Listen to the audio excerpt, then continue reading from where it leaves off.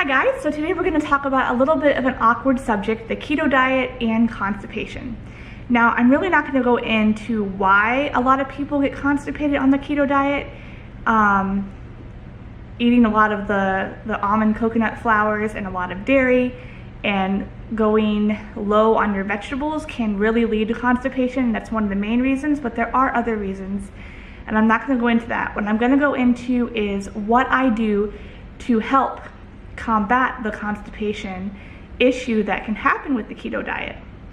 So my husband and I are both keto. He did not have this issue, and I do. So first of all, I'm pregnant, and the first thing I do in the morning is I take a probiotic. So this is the one that I take. It's a prenatal probiotic, but there are lots of different probiotics, lots of different strains.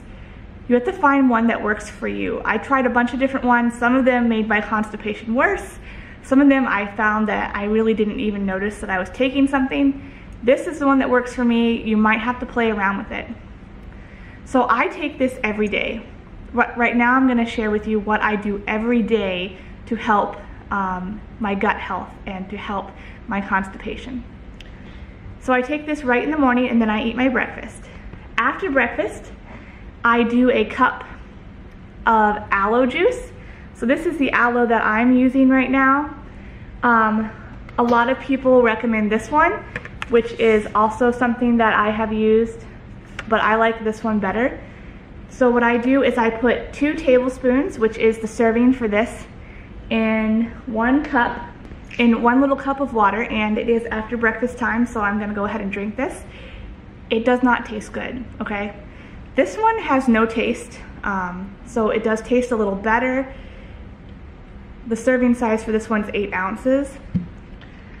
And I would definitely talk to your doctor before you start any of these supplements. I did, just because everyone's body is different and I'm pregnant, so I need to be really careful. So I do 2 tablespoons of this aloe in 1 cup of water, and then I chug it because it doesn't taste good.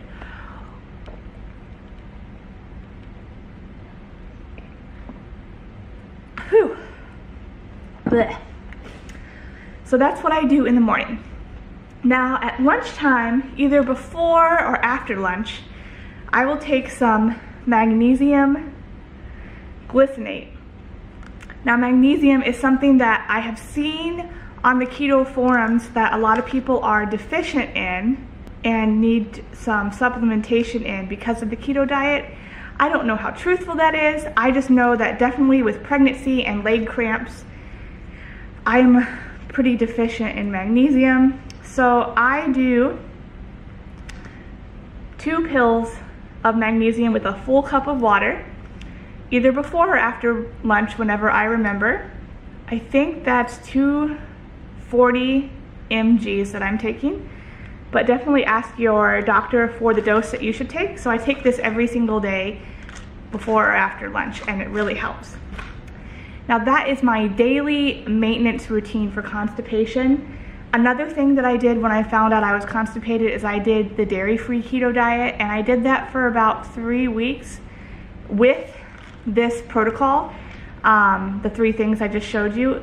And now I've added in a dairy like maybe once a day for 1 meal, and it seems to be working okay. If I do get more constipated, I will cut it out.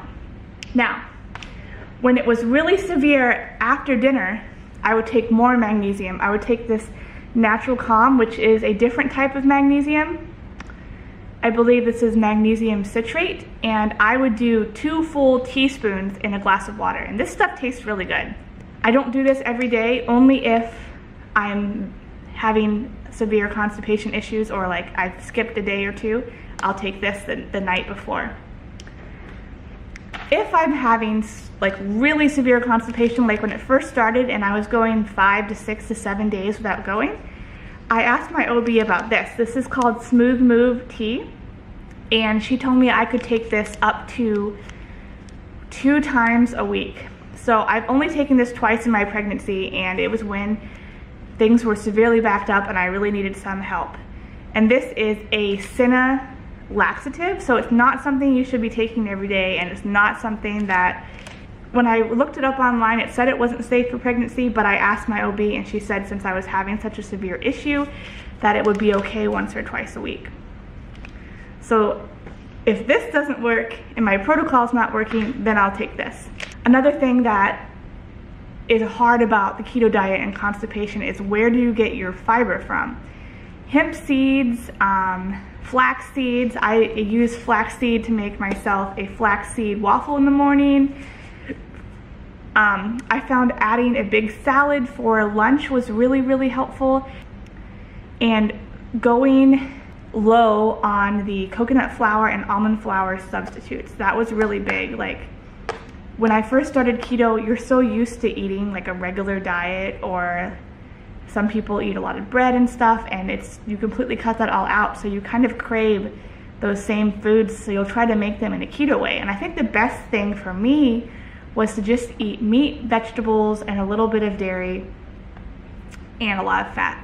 So I would do avocados for fat since I wasn't doing dairy.